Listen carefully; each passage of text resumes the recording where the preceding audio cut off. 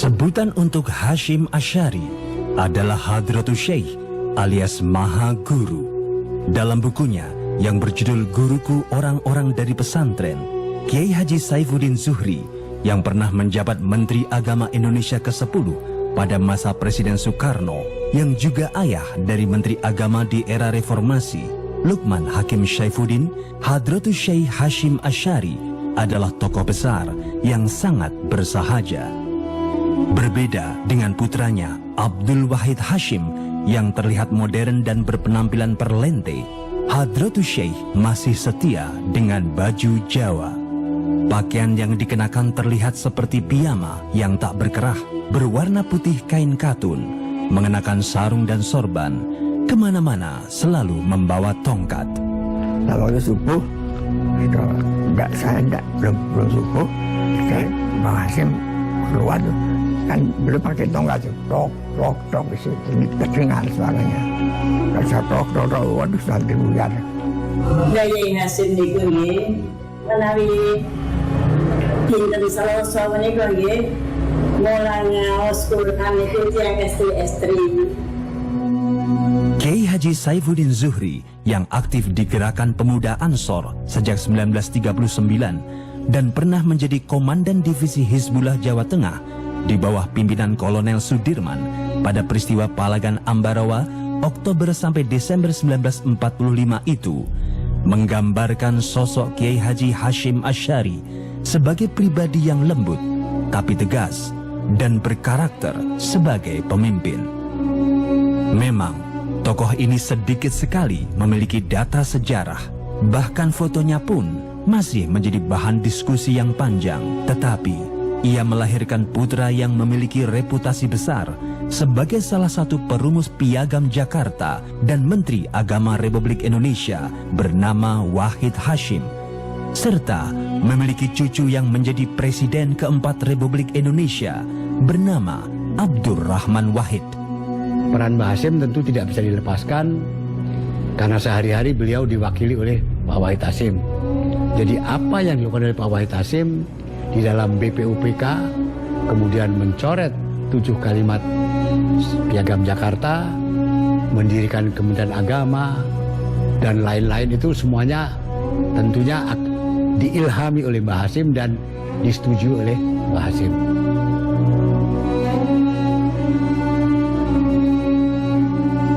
Kiai Haji Muhammad Hasyim Asy'ari adalah pendiri Pondok Pesantren Tebu Ireng, Jombang, Jawa Timur, dan salah satu ulama pendiri organisasi muslim terbesar di Indonesia, Nahdlatul Ulama atau NU. Ia dilahirkan di Desa Keras, Kecamatan Diwe, Kabupaten Jombang, Jawa Timur pada tanggal 10 April 1871. Anak ketiga dari 11 bersaudara dari pasangan Nyai Halimah dan Kiai Asy'ari. Kiai Asy'ari sendiri adalah seorang ulama pejuang yang hijrah ke Jombang dari Desa Tingkir, Jawa Tengah. Dia putra Kiai Abdurrahman yang masih memiliki garis silsilah hingga Jaka Tingkir, Sultan Kerajaan Pajang. Dari Jaka Tingkir ini, Kiai Haji Muhammad Hasyim Asy'ari memiliki silsilah darah agung Brawijaya V dan Sunan Giri. Sementara Nyai Halimah, ibu Muhammad Hasyim Asy'ari, adalah putri Kiai Usman, seorang pejuang eks pasukan Diponegoro, pendiri Pondok Pesantren Gedang, Tambak Beras, Jombang, Jawa Timur. Kiai Haji Masduki dari Keras menyebutkan, Nyai Halimah memiliki nama panggilan Winih yang berarti benih, agar kelak menumbuhkan anak cucu yang mau melayani agama dan bangsa.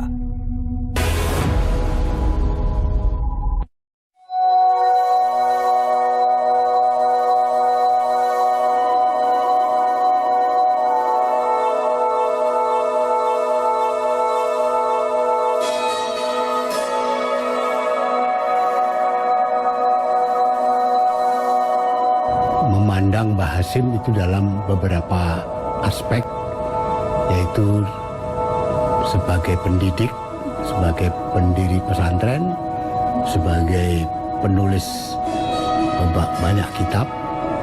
Yang kedua, sebagai tokoh Nahdlatul Ulama. yang ketiga sebagai tokoh Islam, yang keempat sebagai tokoh bangsa. Muhammad Hashim Asy'ari adalah seorang pecinta ilmu. Di masa mudanya, ia sudah belajar ilmu-ilmu baca tulis, bahkan huruf Arab gundul pun ia begitu mahir pada usia muda. Ia sudah hafal bait-bait Alfiyah Ibnu Malik saat umurnya belum genap 12 tahun. Menurut Kiai Haji Abdurrahman Wahid, pada usia 13 tahun, Kiai Haji Hashim Asy'ari sudah menjadi asisten mengajar ayahnya. Demikianlah sejarah menuturkan, Muhammad Hashim Asy'ari muda tidak saja sekedar menimba ilmu, melainkan juga mempraktekkan ilmu-ilmu yang sudah didapat dari ayahnya.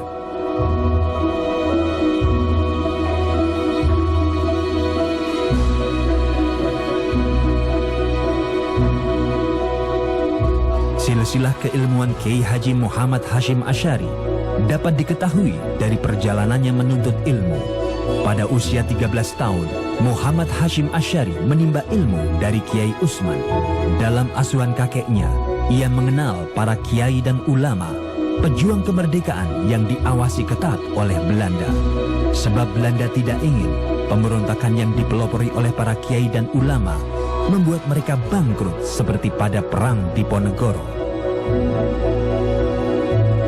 Setelah berguru kepada kakeknya, Muhammad Hashim Asy'ari muda melanjutkan kelananya ke pesantren Wonokoyo Probolinggo. Dari Wonokoyo, ia berguru lagi kepada Kiai Ahmad Soleh Langitan Tuban, kepada Kiai Khalil Kademangan Bangkalan, dan kepada Kiai Soleh Umar Darat Semarang. Kiai Haji Dimyati Rois Kalimungu menyebutkan ada 3 Kiai Soleh termasyhur saat itu yang menjadi guru Kiai Haji Muhammad Hashim Asy'ari, yaitu Kiai Soleh Umar Darat Semarang, Kiai Ahmad Soleh Langitan Tuban, dan Kiai Soleh Gresik. Ketika nyantri di Mbah Soleh Darat Semarang dan Langitan itulah Kiai Haji Muhammad Hashim Asy'ari berjumpa Kiai Haji Ahmad Dahlan, pendiri organisasi Muhammadiyah, yang kemudian bertemu lagi ketika keduanya menimba ilmu di Mekah. Jadi Hadratus Syekh ini, Mbah Hashim ini, saya kira hubungannya dengan Kiai Haji Ahmad Dahlan ini sangat dekat, karena mereka belajar umumnya itu dengan guru-guru yang sama. Baik guru yang sama itu ada di halakah-halakah Masjidil Haram maupun juga di Madrasah Saulatiyah. Pada tahun 1890, Muhammad Hashim Asy'ari memperdalam ilmu tafsir kepada Kiai Yakub di Siwelan Panji Sidoarjo. Karena kecerdasannya, Kiai Yakub terpikat hati padanya. Hashim Asy'ari pun dipinang untuk menjadi menantunya, menjadi suami putrinya Khadijah. Berhasil menimba ilmu kepada ulama-ulama besar di tanah Jawa, Muhammad Hashim Asy'ari melanjutkan kelananya ke Mekah bersama istrinya. Namun gagal. Istri dan anak pertamanya meninggal dunia ketika melahirkan. Hal ini membuat tekadnya sempat goyah. Pada tahun 1893, Muhammad Hashim Asy'ari kembali lagi ke Mekah bersama adik perempuannya Anis Asy'ari. Namun Anis Asy'ari pun meninggal dunia. Di bawah asuhan Syekh Mahfud Termas, ia mengaji kitab Sahih Bukhari. Ia mendapat ijazah sanad yang menandakan dirinya berhak mengajar kitab besar tersebut dan menyandang gelar Hadratus Syekh yang berarti Tuan Guru Besar. Di Mekah, Kiai Haji Muhammad Hashim Asy'ari juga mempelajari matematika, astronomi, fikih mazhab Syafi'i, dan tafsir Al-Manar karya Syekh Muhammad Abduh kepada Syekh Ahmad Khatib Minangkabau. Nah, selain belajar di Saulatiyah, mereka juga ikut halakah-halakah yang dipimpin oleh ada ulama-ulama Nusantara seperti Syekh Ahmad Khatib Al-Minangkabawi. Sebelumnya itu ada juga Syekh Nawawi Al-Bantani, kemudian juga ada Syekh Mahfuz At-Termasi. Jadi biasalah murid-murid Jawi ini, murid-murid asal Nusantara ini ya merasa dekat sekali dengan ulama-ulama yang sudah bermukim di Makkah dan Madinah. Menurut Kiai Haji Dalhar Watu Congol, Kiai Haji Muhammad Hashim Asy'ari juga menghafal Al-Quran kepada Kiai Ali Hafid Demak. Demikianlah berbagai disiplin ilmu didalami Kiai Haji Muhammad Hashim Asy'ari.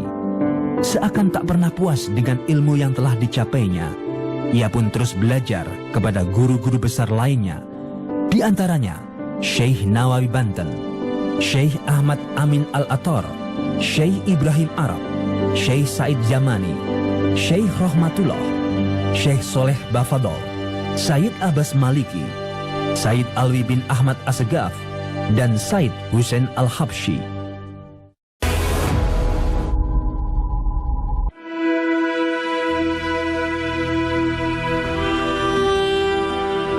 Pada tahun 1898, Kiai Haji Muhammad Hashim Asy'ari pulang ke tanah air dan mengajar di pesantren ayahnya di Keras, Jombang. Ia menikah dengan Khadijah. Namun 2 tahun menikah, Khadijah meninggal dunia. Kiai Haji Muhammad Hashim Asy'ari menikah lagi dengan Nafikoh, putri Kiai Ilyas dari pesantren Sewulan Madiun. Kiai Ilyas adalah keturunan Kiai Hasan Besari Ponorogo, salah satu guru pujangga besar bernama Ronggo Warsito.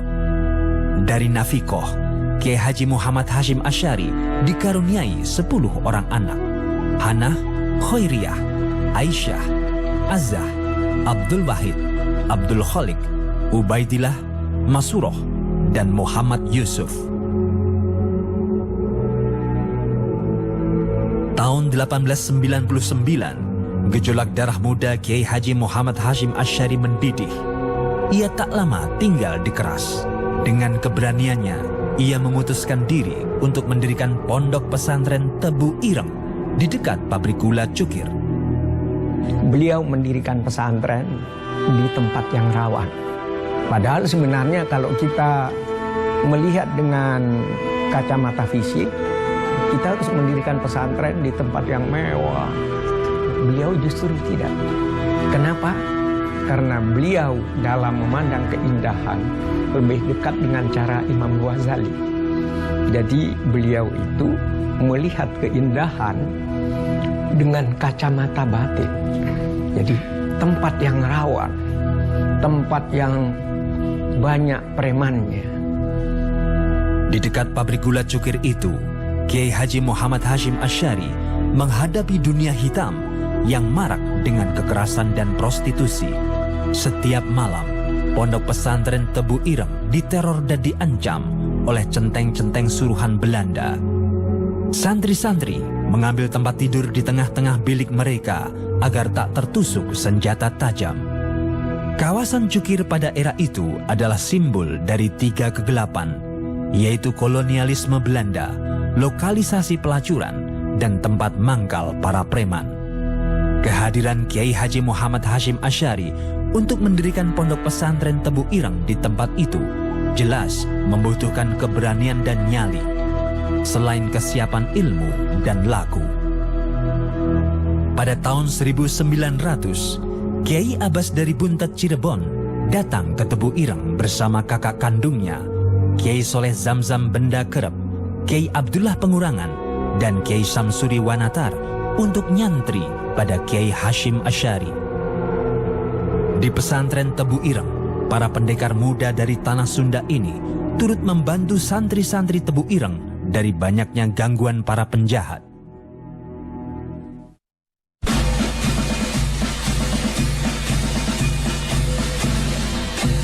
Perjuangan selalu menghadapi batu ujian. Ketika kezaliman kolonial Belanda belum sepenuhnya berakhir, datanglah kekejian penjajah Jepang ke tanah air. Pada tahun 1942, Kiai Haji Hashim Asy'ari beserta beberapa santri ditahan dalam penjara oleh penjajah Jepang karena menolak Seikeri, yaitu sebuah penghormatan terhadap Kaisar Hirohito dan ketaatan pada Dewa Matahari. Seikeri ini dilakukan dengan membungkuk ke arah matahari terbit setiap pukul 7 pagi. Kiai Haji Hashim Asy'ari dengan berani dan tegas menolak Seikeri, karena dalam prinsip Islam hanya Allah lah yang patut disembah, bukan manusia atau matahari. Selama dalam tahanan di Sidoarjo dan kemudian dipindah dalam penjara Koblen Bubutan Surabaya ini, Kiai Haji Hashim Asy'ari banyak mengalami siksaan fisik yang hebat. Bahkan salah satu jari tangannya remuk hingga tidak dapat digerakkan. Setelah lebih 4 bulan lamanya di penjara dengan penuh siksaan, akhirnya pada tanggal 18 Agustus 1942, Kiai Haji Hashim Asy'ari dibebaskan karena banyaknya protes dari kalangan kiai dan santri kepada penjajah Jepang yang dikomando oleh Kiai Haji Wahab Hasbullah dan Kiai Haji Abdul Wahid Hashim. Maka kemudian sangat sedih Hashim ketika keluar dari penjara melihat orang-orang yang sudah sangat begitu semangatnya untuk segera menata diri menuju kepada kemerdekaan, ini menjadi orang kelumbra-kelumbri, bahkan bangga ketika harus berpenampilan kumal keluar dari pesantren ben diarani ahli tasawuf. Api perjuangan Kiai Haji Hashim Asy'ari tak pernah padam. Pada tahun 1934, saat Nyai Nafikoh wafat, jejak juang Hadratus Syekh tak kunjung surut. Dalam melanjutkan perjuangannya, Hadratus Syekh didampingi Nyai Masruroh, putri Kiai Hasan pengasuh pondok pesantren Kapurjo Pagu Kediri. Dari pernikahan ini, Hadratus Syekh dikaruniai 4 orang putra dan putri, yaitu Abdul Qadir, Fatimah, Khadijah, dan Muhammad Yakub.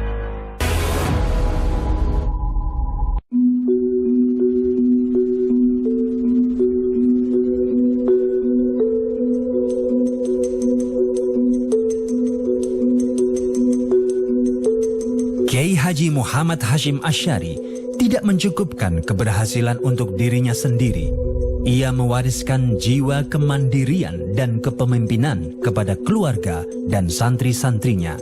Dan beliau mendirikan pesantren di situ dengan sebuah imajinasi, sebuah mimpi yang indah bahwa tempat ini nanti harus menjadi tempat sumurnya ilmu, tempat orang dari berbagai macam tempat belajar agama serta akhlak dan cinta kepada bangsa dan tanah air.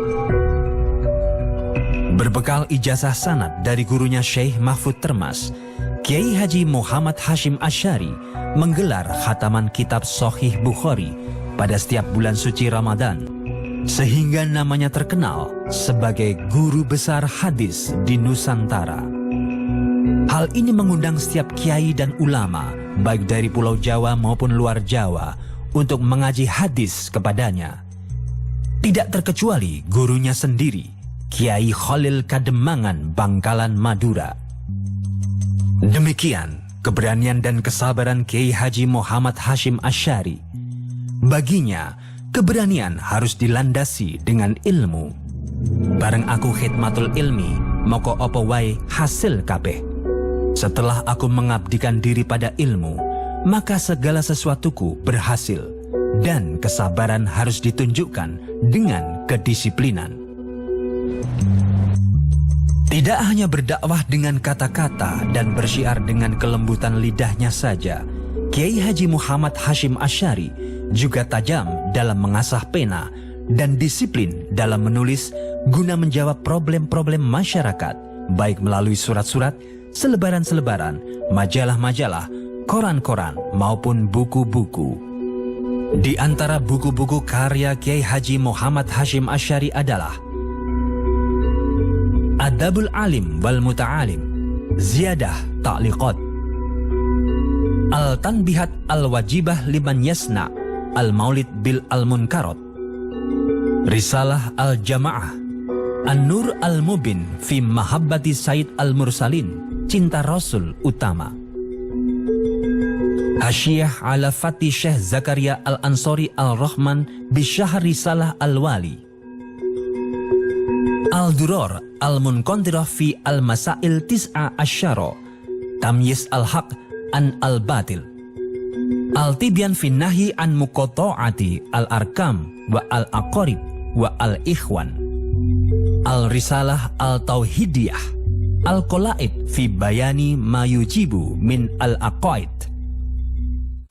Dari 1919 ke 1922 itu Mbah Hashim amat berperan, amat sangat memprihatinkan kondisi umat, dan dibuktikan dengan gerakan-gerakan termasuk pembelajaran berdagang antar negara, pembelajaran bertani mengikuti pola teknik Belanda. Kiai Haji Muhammad Hashim Asy'ari adalah pendidik yang lihai dalam mengajarkan akhlak mulia dan jiwa keteladanan seorang pemimpin kepada keluarga dan para santrinya. Tak jarang ia mendelegasikan kepemimpinannya kepada putranya, Kiai Haji Abdul Wahid Hashim, dalam forum-forum resmi Majelis Islam A'la Indonesia atau MIAI dan Partai Masyumi. Jiwa kepemimpinan Kiai Haji Abdul Wahid Hashim terlihat ketika membentuk sayap militer Hizbullah di Masyumi dan Sabilillah di NU. Kiai Haji Abdul Wahid Hashim putranya adalah salah satu anggota tim 9 BPUPKI dan PPKI yang merumuskan dan menandatangani Piagam Jakarta. Jadi apa yang dilakukan oleh Pak Wahid Hasim di dalam BPUPK, kemudian mencoret 7 kalimat Piagam Jakarta, dan sebelumnya oleh Jepang diminta menjadi ketua Sumubu atau kantor urusan agama Jepang, mendirikan Kementerian Agama dan lain-lain, itu semuanya tentunya diilhami oleh Mbah Hasim dan disetujui oleh Mbah Hasim. Pada masa Jepang, Kiai Haji Abdul Wahid Hashim dipercaya memimpin lembaga urusan agama, Sumubu, cikal Kementerian Agama. Sejumlah kiai yang kemudian mendirikan pesantren-pesantren yang bahkan lebih besar daripada pesantren Tubuh Ireng. Jiwa kepemimpinan Kiai Haji Muhammad Hashim Asy'ari berpengaruh sampai ke skala internasional. Pengaruh ini dapat terlihat dari kiprah dan langkah Kiai Haji Abdul Wahab Hasbullah dalam melakukan diplomasi dan berorganisasi. Ketika sang guru bangsa Hos Cokro Aminoto mendirikan Serikat Islam atau SI pada tanggal 16 Oktober 1912 di Surabaya, Kiai Haji Abdul Wahab Hasbullah mendirikan SI Cabang Mekah bersama Ajengan Abdul Halim, Ajengan Ahmad Sanusi, dan Haji Mas Mansur. Saat sudah menetap di Surabaya pada tahun 1915, Kiai Haji Abdul Wahab Hasbullah meminta izin kepada Kiai Haji Muhammad Hashim Asy'ari untuk mendirikan Syirkatul Inan, koperasi yang bergerak di bidang pertanian dengan pola berbagi keuntungan setiap setahun sekali. Adapun pimpinan Syirkatul Inan tersebut adalah Kiai Haji Muhammad Hashim Asy'ari sendiri dan Kiai Haji Abdul Wahab Hasbullah sebagai bendaharanya. Jiwa kepemimpinan Kiai Haji Abdul Wahab Hasbullah yang ditanamkan oleh Kiai Haji Muhammad Hashim Asy'ari juga tampak ketika ia bersama Haji Mas Mansur mendirikan Nahdlatul Wathon pada tahun 1916, sebuah lembaga pendidikan agama bercorak nasionalis yang berbeda dengan pola pendidikan pondok pesantren pada umumnya. Secara berturut-turut pula, pada tahun 1918 dan tahun 1919, Kiai Haji Abdul Wahab Hasbullah mendirikan Nahdlatul Tujar dan Tasfirul Afkar atas restu Kiai Haji Muhammad Hashim Asy'ari, yaitu perserikatan pedagang yang beranggotakan para kiai dan organisasi yang rutin mengadakan diskusi tentang masalah-masalah agama, pendidikan, dan politik.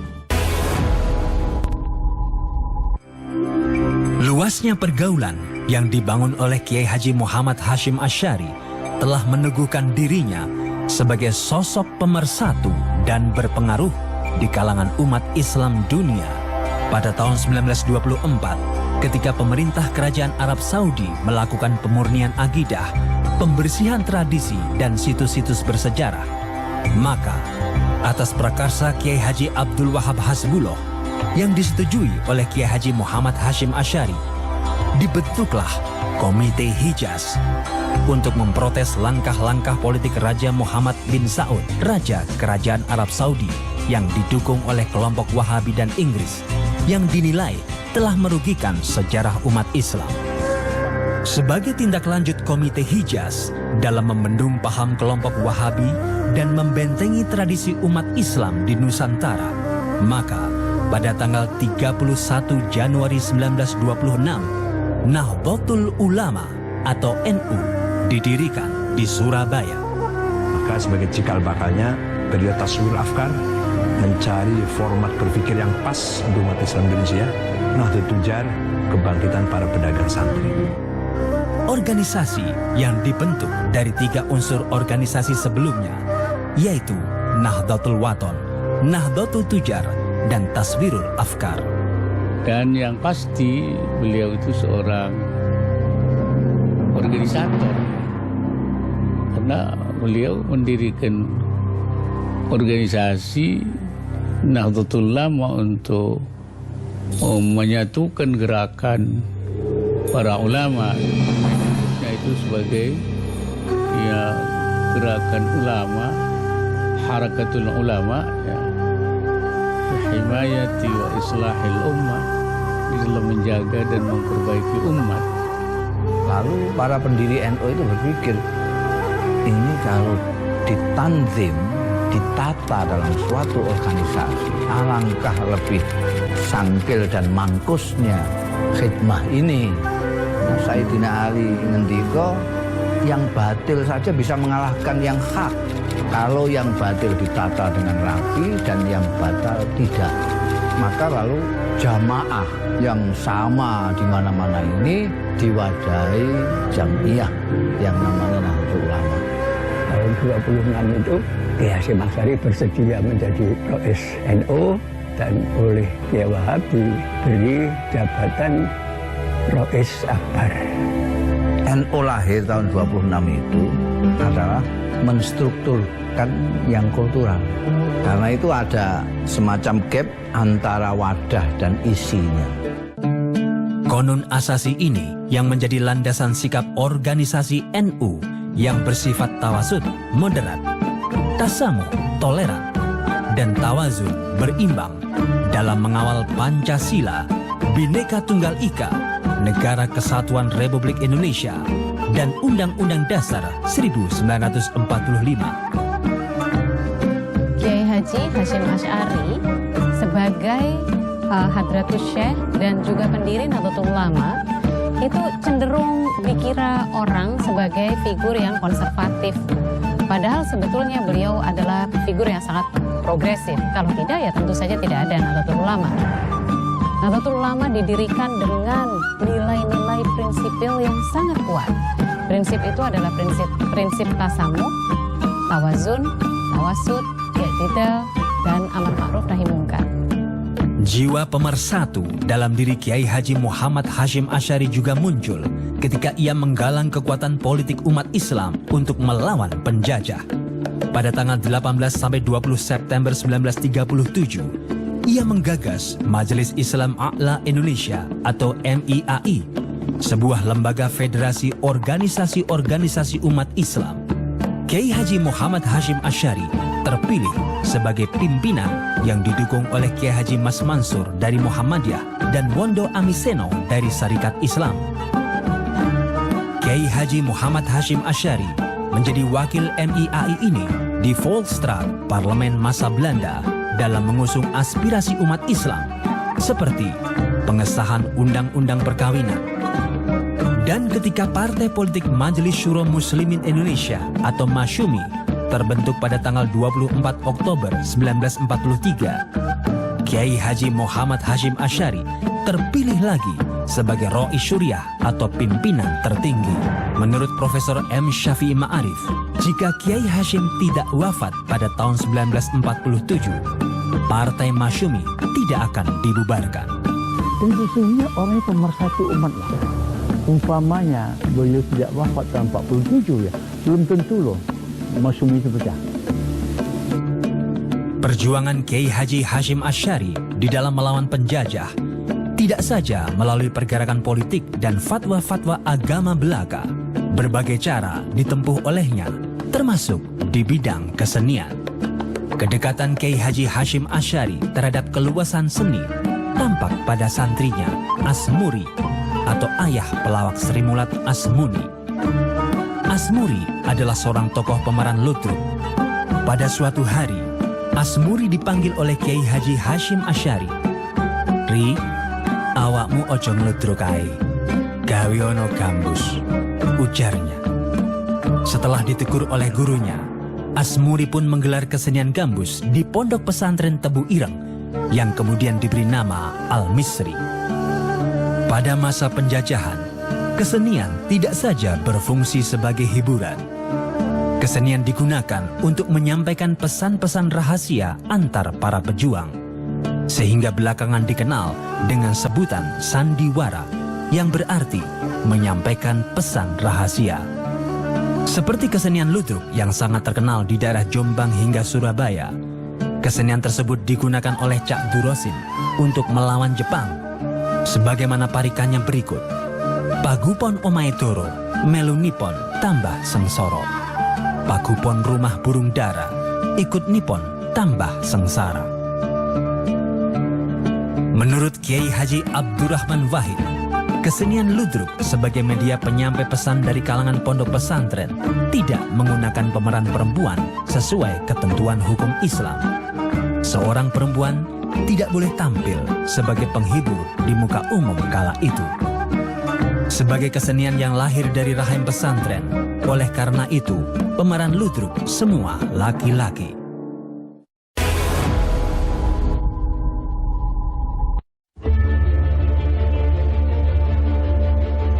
Sejak kekalahan Jepang dalam Perang Dunia Kedua dan proklamasi kemerdekaan Republik Indonesia tanggal 17 Agustus 1945 dikumandangkan, perlawanan dan perebutan senjata-senjata Jepang terjadi di mana-mana. Hal ini mengundang inisiatif Inggris melalui Allied Force Netherlands East Indies atau AFNI, pasukan sekutu yang dikirim ke Indonesia untuk mengambil alih pemerintahan dari kekuasaan Jepang. Untuk mempertahankan kemerdekaan Republik Indonesia tersebut, para kiai dan ulama mengadakan pertemuan di Pondok Pesantren Tebu Ireng pada tanggal 11 September 1945. Bersama sejumlah kiai NU mengeluarkan fatwa resolusi jihad yang menjadi pemicu atau pemantik dari gerakan puluhan ribu anak muda muslim yang berbondong-bondong ke Surabaya untuk menghadapi tentara Inggris. Dan ketika itu tentara belum terkonsolidasi, polisi belum terkonsolidasi, nah, andai kata tidak ada tokoh seperti Hadratus Syekh, kita tidak tahu seperti apa keadaan Indonesia ketika itu. Kiai Haji Abdul Wahab Hasbullah dan Kiai Haji Muhammad Ridwan mendesak agar Kiai Haji Muhammad Hashim Asy'ari sebagai Rais Akbar atau pemimpin besar mengeluarkan fatwa jihad. Adanya resolusi jihad itu ya sangat penting ya dalam rangka menggelorakan semangat perjuangan, semangat perlawanan, menegakkan, menjalankan ajaran agama, yaitu dalam hal ini melawan kesewenang-wenangan, kezaliman dari penjajah yang sudah lama pernah menjajah Indonesia dan ingin kembali menjajah Indonesia. Meskipun dengan berbagai pertimbangan, karena tentara dan peluru yang sedikit, fatwa jihad itu akhirnya dikeluarkan oleh Kiai Haji Muhammad Hashim Asy'ari dan dikumandangkan di kantor HBNO atau PBANO, Jalan Bubutan, Surabaya pada tanggal 22 Oktober 1945 yang dihadiri oleh pengurus cabang NU se-Jawa dan Madura. Para ulama, para kiai bersama masyarakat yang taat kepada kiai sangat-sangat anti dengan penjajah. Beberapa kiai banyak sekali menjadi pahlawan yang tidak dikenal, yang berkorban dengan jiwanya melawan penjajah Belanda itu. NU yang dipimpin oleh Hadratus Syekh dan kiai-kiai sepuh pada waktu itu menanamkan kepada orang NU seperti halnya kiai-kiai pesantren menanamkan kepada santri-santrinya bahwa kita itu orang Indonesia yang beragama Islam, bukan sekedar orang Islam yang kebetulan di Indonesia. Sehingga kalau ada sesuatu yang mengancam Indonesia, otomatis sebagai orang Indonesia tidak usah disuruh siapa-siapa, tidak usah ditanya kontribusi segala macam, itu rumah-rumahnya sendiri. Di sini, menurut sejarawan Kunto Wijoyo, karisma Kiai Haji Muhammad Hashim Asy'ari mampu membangkitkan kesadaran mekanik perlawanan para ulama yang tercerai menjadi kesadaran organik yang dahsyat. 25 Oktober 1945, ketika Inggris menurunkan 6.000 tentara di Surabaya yang ditunggangi oleh Netherlands Indies Civil Administration atau NICA yang menewaskan Brigadir Jenderal Malabi dalam insiden kontak senjata di Jembatan Merah Surabaya pada tanggal 30 Oktober 1945. Mayor Jenderal A.C. Mansell, pengganti Brigadir Jenderal Malabi, mengeluarkan ultimatum kepada pasukan Indonesia di Surabaya agar menyerahkan senjata tanpa syarat pada tanggal 9 November 1945. Ia mengerahkan kekuatan darat, laut, dan udara untuk membombardir kota Surabaya. Mendengar informasi bahwa NICA membonceng sekutu akan menyerang ke Surabaya, Bung Karno minta fatwa kepada Kiai Haji Hashim Asy'ari. Fatwa jihad.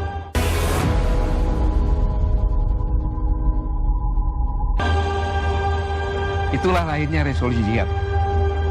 Fatwa jihad yang dikeluarkan oleh Rois Akbar Kiai Haji Muhammad Hashim Asy'ari yang kemudian dikenal sebagai resolusi jihad tersebut telah menggelorakan semangat Bung Tomo untuk mengumandangkan perang semesta pada tanggal 10 November 1945.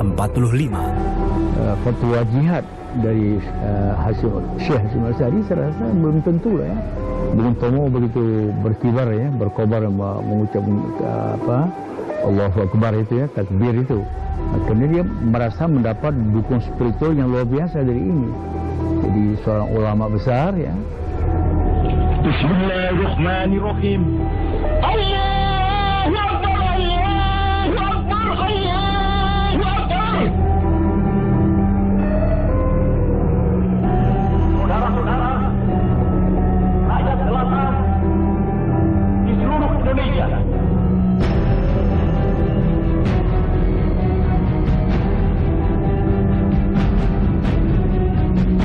kita semuanya telah mengetahui bahwa hari ini tentara Inggris telah menyebarkan pamflet-pamflet yang memberikan suatu ancaman kepada kita semua. Mereka telah minta supaya kita semua datang pada mereka itu dengan membawa bendera putih, tanda bahwa kita menyerah kepada mereka. Tanpa resolusi jihad, maka tidak ada perlawanan yang heroik. Jika tidak ada perlawanan heroik, berarti tidak ada hari pahlawan tanggal 10 November. Dan bisa mungkin mustahil bangsa Indonesia ada seperti saat ini. Kiai Hashim Asy'ari adalah pahlawan nasional yang mendeklarasikan perang mempertahankan kemerdekaan sebagai perang jihad. 2 minggu sebelum pertempuran 10 November di Surabaya, tepatnya tanggal 22 Oktober 1945, beliau yang mencetuskan fatwa resolusi jihad yang menggerakkan ribuan santri untuk ikut berjuang.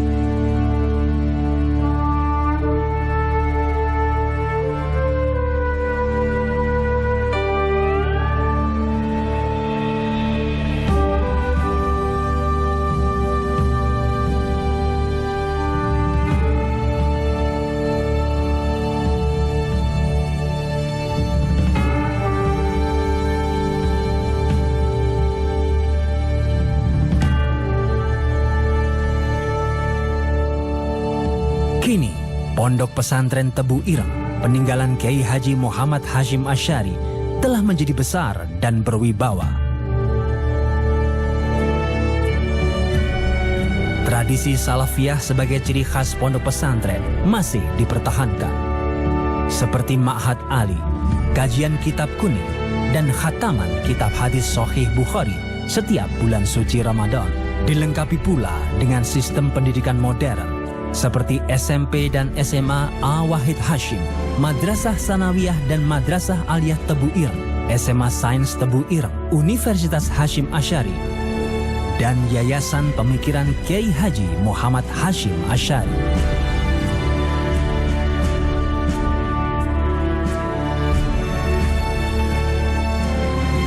Sementara organisasi NU yang diwariskan olehnya masih tetap setia menjaga keutuhan bangsa dan mengawal berdirinya Negara Kesatuan Republik Indonesia. Memang Indonesia ini bukan negara Islam, bukan Darul Islam, tapi juga bukan Darul Kufri, bukan negara kafir, dan juga bukan negara perang, bukan Darul Harbi. Karena itu beliau memilih negara kesepakatan. Saya menyebutnya Darus Sulh, Darul Ahdi. Seluruh komponen bangsa ini menyepakati untuk hidup dalam satu negara. Karena itu disinilah dibutuhkan adanya toleransi untuk bisa hidup berdampingan secara damai. Di dalam pesannya, Kiai Haji Muhammad Hashim Asy'ari mengungkapkan agama dan nasionalisme adalah dua kutub yang tidak berseberangan. Nasionalisme adalah bagian dari agama dan keduanya saling menguatkan. Karena itulah, saat ini pemerintah Indonesia menjadikan tanggal 22 Oktober sebagai Hari Santri Nasional, sebagai wujud penghormatan untuk menandai jasa-jasa perjuangan tersebut.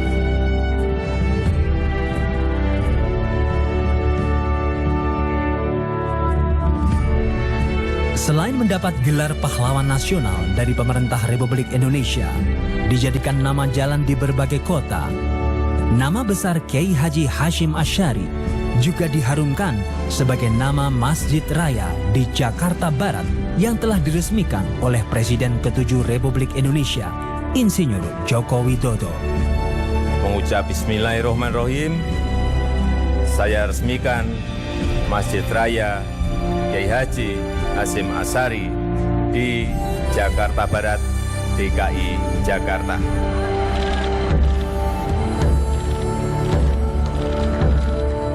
Sebagai sang Rois Akbar, Kiai Haji Muhammad Hashim Asy'ari telah menjalankan amanah dan menunaikan janji kemerdekaan untuk mengawal dan mewariskan martabat Ibu Pertiwi dengan menjadikan Islam Indonesia sebagai rahmat bagi NKRI dan kemajemukan bangsa. Gelar kepahlawanan yang telah disandangnya telah berbuah manis menjadi suri tauladan bagi seluruh rakyat Indonesia dengan mewariskan para pahlawan dan tokoh bangsa.